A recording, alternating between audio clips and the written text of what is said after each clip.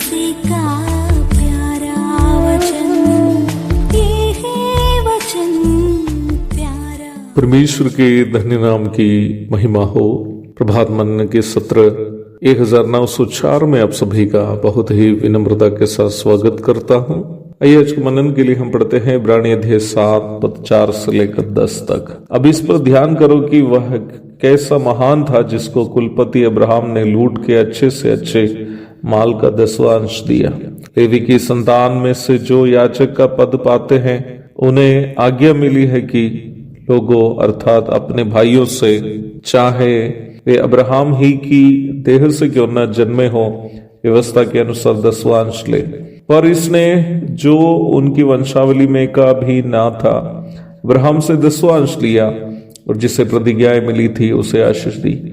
इसमें संदेह नहीं कि छोटा बड़े से आशीष पाता है। और यह तो मरणहार मनुष्य 10वां अंश लेते हैं, पर वही लेता है जिसकी गवाही दी जाती है कि वह जीवित है। तो हम ये भी कह सकते हैं कि लेवी ने भी जो 10वां अंश लेता है अब्राहम के द्वारा 10वां अंश दिया, क्योंकि जिस समय मलकीसिदक ने उसके पिता से भेंट की उस समय वह अपने पिता की देह में था। 7वां अध्याय के 10 तक के भागों में लेखक मलकीसिदक की महानता की चर्चा कर रहा है। कल हम ये देखे थे कि मलकीसिदक एक काल्पनिक व्यक्ति नहीं था, बल्कि वह एक ऐतिहासिक पुरुष था और उनका नाम के अर्थ धर्म का राजा और शांति का राजा है, और वह यरूशलेम का राजा था।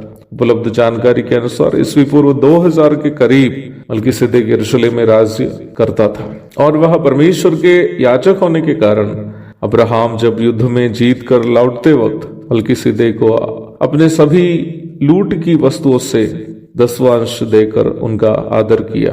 उत्पत्ति अध्याय 14 पद 18 से लेकर 20 तक पढ़िएगा।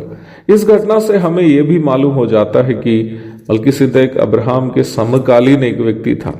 यद्यपि वह अब्राहम के समकालीन तो था, पर मलकीसिदक की कोई वंशावली या माँ बाप या उनके जीवन का आदि या अंत नहीं थे। जैसे कि मैंने कल भी आपको याद दिलाया था, केवल कुछ ही पदों में एक झलक दिखाकर मलकीसिदक के इतिहास को बाइबल अपनी पन्नों में समाप्त कर दिया है।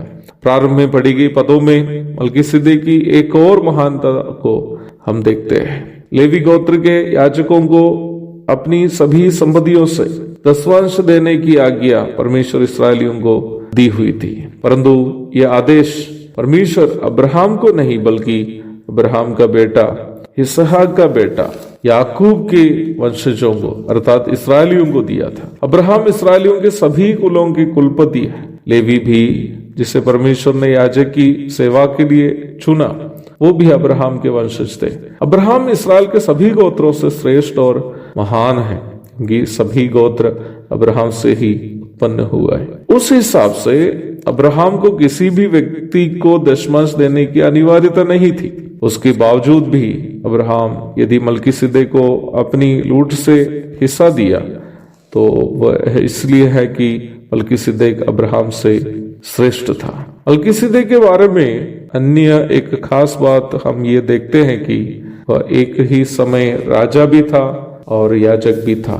वर्तमान काल के विकासशील सिद्धांत के अनुसार राजनीतिज्ञों को धार्मिक मामलों में सहभागी होना उचित नहीं है, परंतु पौराणिक काल में अक्सर देश के धार्मिक आचार्य ही देश के राजा होता था। मलकीसिदक के बारे में 10 तक के पदों में हम जितनी भी बातें देखते हैं उन सभी बातें हमें यह तथ्य सिखाती है कि मलकीसिदक प्रभु यीशु मसीह का एक परछाई है।